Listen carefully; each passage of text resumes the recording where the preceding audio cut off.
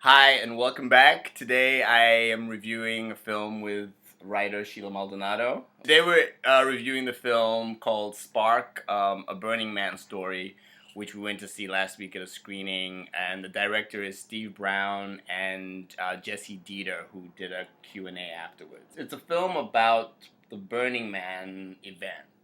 And for those that don't know, I guess how would we describe it?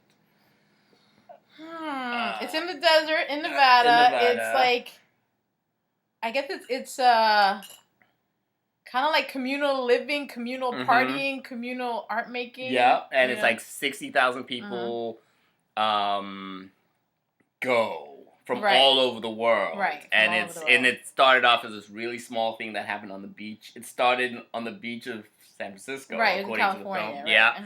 And became this and then it wound up in Nevada. The film basically looks at the 2012 Burning Man, the creation of it, and it also looks at the history of it, including the dreaded 1996 Burning Man, which was kind of scary looking. Yeah, we have access to the 6 founders of Burning Man. Right. And well, I just assumed that a Burning Man film would be a film made by like artists who were there hanging out because they make so much stuff. It'd be like any one of these like pieces made there, but it seemed a lot more comprehensive. So as opposed to just getting their last, like the actual event, we get to see them create it from scratch. Right. And so the founders themselves. Yeah, and it was a very intimate look at the process. Right. And there was a story about that one artist who was there were a few. Actually, it was the founders, but then it followed a couple of at least 2 other artists who were not the founders, who were just people who are participating. And those like individual perspectives were really important to have. It's like this one woman who was kind of just really didn't have any money to do it, which I find that Burning Man seems to require resources. Yeah. Even though it's about being creative with your resources. With the resources you have. But still, like, resources are involved. She just seemed a lot more like how I would be if I tried to go to Burning Man. How we would be like. Like, just how. Exactly. I really want to make this ridiculous thing in the desert and just crying about it and, And then making it. And then still doing it. Yeah. And crying about it still. Yeah. One of the interesting things for me was how you have all these, in terms of the founders and the initial group, you have all these free spirits who then create this thing, and they create this collaborative thing, and I think it was very instructive for those of us that are trying to work collaboratively. Sure, as some of the options that are available and how, because they seem to really trust each other and like each other.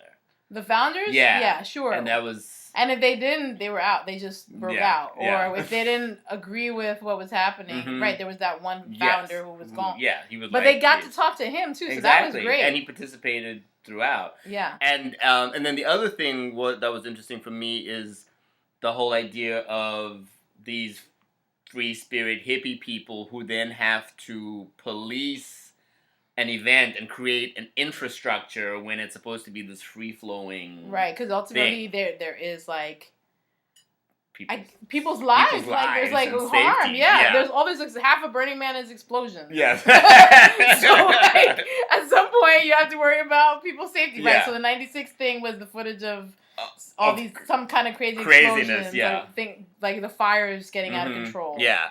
In terms of the verdict for the film, is that a yay or nay for you? Oh, yeah, no, it was great. It was much more complete than I thought it would be. I really enjoyed seeing it. Something the filmmaker said at the screening, and I rolled my eyes when she said it, but then I was like, oh, she's right.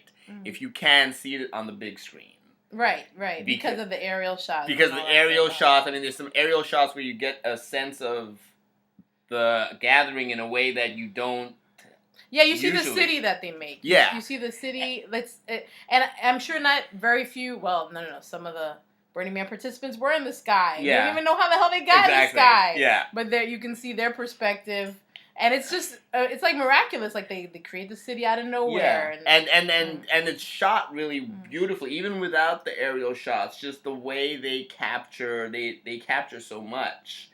It's a really tough story to tell. I was really impressed, is. like how much and it was really well edited. It didn't seem overly long. No, it didn't. Yeah. So the film is being released on what's the date? The 16th. Yeah, on the 16th in New York, and then the next day it's being released on demand. August 16th, right? Yes, August 16th. And then the 17th is being released on demand, and then it gets a limited progressive release over the next couple of weeks. So I'm going to include that information on the website. If you're watching this on the website, just look below. If you're not, click on the website link, and you'll see all that info. Mm-hmm. And I also have more information about the filmmakers and Burning Man itself. You can reach Sheila at SheilaMaldonado.com. I'm going to have that up here. Mm-hmm. And thank you so much for having us here at Cafe Sheila. Thank you for coming. Yeah. So thank you so much for watching this review. Rate it. Send me email if you agree or disagree. And till next time, take care. Peace.